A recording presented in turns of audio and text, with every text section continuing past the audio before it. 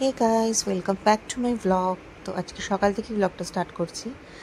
আর আজকে সকালে ঘুম থেকে উঠে দেখছি চারিপাশের ওয়েদার খুব সুন্দর, খুব ভালো ছিল, ঠান্ডা ঠান্ডা। কারণ নর্মালি তো সকালবেলা খুব বাজে ওয়েদার থাকে, এত গরম থাকে, কিছু ভালো লাগে না।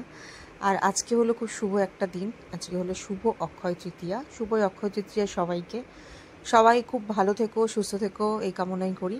তো আজই সকাল সকাল যাচ্ছি হলো একটু বাজারে ঠাকুরের ফুল কেনার জন্য। কিন্তু এটা সকাল সকাল বলবো না, অলমোস্ট 12টা বাজে। ঘুম থেকে উঠে একটুখানি কথা বলতে বলতে লেট হয়ে গেছে বরের সাথে।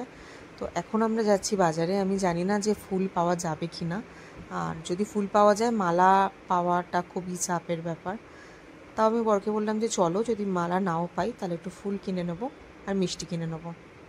তারপর আমার একটা ধুনুচি কেনার ছিল, এখানে এসেছি ধুনুচি আর ধুনো কেনার জন্য। পুজোতে একটু ধুনুচিতে একটু ধুনো ছোবা দিয়ে ঠাকুরকে একটু না দেখালে ভালো লাগে না। আর দেখবে একটু ধুনো দিলে ঘরে একটু বেশ পুজো পুজো মতো গন্ধ হয়, ভালো লাগে। তো তারপর বাড়িতে এসে একটুখানি বসে রেস্ট নিচ্ছিলাম, কারণ এখন আমি একটুতেই হাঁপিয়ে যাই। আর ঠোঁটটা দেখো কীভাবে ফেটে যাচ্ছে। গরমকালে তোমাদের ঠোঁট ফাটে? আমি জানি না কেন আমার এই গরমকালেও ঠোঁট ফাটছে শীতকালের মতো। আর এদিকে বরকে বলেছি যে একটুখানি আমাকে নেল পলিশটা তুলে দে, আমি নেল পলিশ পরবো। তো বর নেল পলিশ তুলছে। তো যেটা রেড কালারের নেল পলিশ পরেছিলাম। রেড কালার আমার ভালো লাগে, আমি মাঝে মাঝে পরি। আবার মানে ডিফারেন্ট ডিফারেন্ট কালার পরতে ভালো লাগে। রেডটা ভালো ভালো লাগে, বাট খুব একটা রেড যদি সব ড্রেসের সাথে যায় না, তাই রেডটা খুব একটা পরা হয় না আমার। তাই ভাবলাম যে অনেক দিন ধরে রেড পরা হয়নি, তো আজকে একটু রেড কালার নেল পলিশ পরি। আর এখানে মিনি রানি দেখো কি করছে, নেল পলিশ পরবো, ও দেখছে। আমার সঙ্গী সারাদিন তো বাড়িতে কেউ থাকে না সেভাবে। তো টংলু, মিনি, ক্যাসপার এরাই আমার সব থেকে কাছের, সব থেকে বড় সঙ্গী। এই যেটা টংলু, সারাদিন ঘরের মধ্যে ঘুরে বেড়াবে, এদিকে যাবে ওদিকে যাবে। আর সব থেকে মেন প্রবলেম হলো জানলা খোলা থাকলেই ওনারা পালিয়ে যাওয়ার চেষ্টা করে। পালিয়ে বেসিক্যালি যায় না, ওরা কি করে বলো তো, ওই পিছন দিকে বসে বসে ওরা পাখি দেখে। তো যাই হোক, তারপরে চলে এসেছিলাম আমি লাঞ্চ করতে। তো লাঞ্চে ছিল ওল কচু সিদ্ধ, আলু পটল চিংড়ি দিয়ে তরকারি, মুসুরির ডাল পেঁয়াজ সম্বার দিয়ে, আর ছিল আর মাছ সর্ষে দিয়ে। আজ অনেক কিছু রান্না করেছিল দিদি। একটু শান্তি করে খেলাম, খিদে পেয়ে গেছিলো বলে স্নান করার আগেই খেয়ে নিয়েছি। আমি জানি স্নান করে পুজো করতে একটুখানি টাইম লাগবে। এবার স্নান টান করে এসে এবার পুজো দিলাম। এই দেখো ধুনো দিয়েছি, ধূপ ছোবা দিয়ে, আর একটা খুব সুন্দর ধূপকাঠি জ্বালিয়েছিলাম। পুজো করতে আমার ইদানিং খুব বেশি ভালো লাগে, আর ঠাকুরকে একটু ফুল দিয়ে সুন্দর করে সাজিয়ে গুজিয়ে পুজো করতে খুব ভালো লাগে।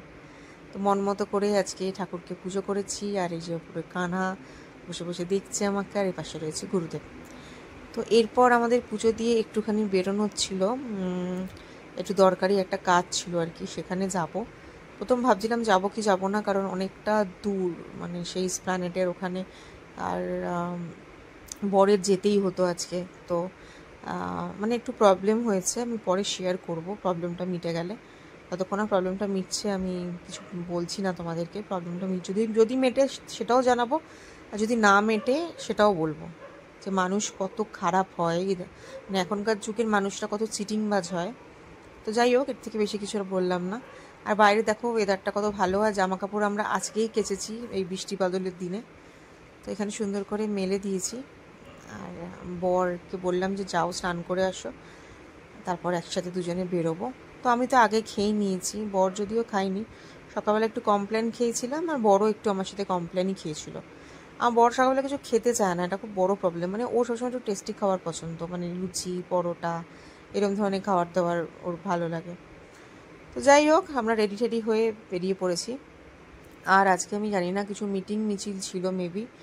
রাস্তাঘাটে ভীষণ জ্যাম ছিল, খুব খারাপ অবস্থা ছিল, মানে খুবই খারাপ অবস্থা ছিল, মানে আমাদের জাস্ট মানে ঘাম ছুটে গেছে। তো একটু মলে এসেছিলাম একটু দরকারে। তো এখানে কাজটা মিটে যাওয়ার পর, মানে কাজটা মেটে নিয়ে আমি যেটা বলছিলাম আর কি, যে কিছু চিটিংবাজের পাল্লায় আমরা পড়েছি, সেটা পরে রিভিল করব আমি। এখন মানে এখন একটু চুপচাপই আছি, দেখি শেষমেশ কী করে। যদি দেখি যে ভালোভাবে সব কিছু হচ্ছে তাহলে তো ভালো কথা, আর যদি দেখি যে না সোজা আঙ্গুলে ঘি উঠছে না, তখন তো আঙ্গুলটা বেঁকাতেই হবে। তখন যা যা করার আমি করবো, আর ডেফিনেটলি তোমাদের সাথে শেয়ার করব।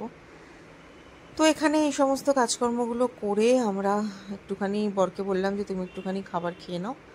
খাবার খেয়ে নেওয়ার পর আর স্প্ল্যানেটে চাঁদনিতে তো এমনিতেও মানে দেখবে যে কত খাবারের দোকান, কত খাবার। তো বর এক প্লেট চাউমিন হাফ নিয়েছিল, এক চাউমিন, তো ওটাই খেলো। আর আমরা ওই মিউজিয়ামের সামনে যে ব্রিজটা আছে, এটা কি ব্রিজ বলে আমি ঠিক জানি না। এই দেখো মিউজিয়ামটা।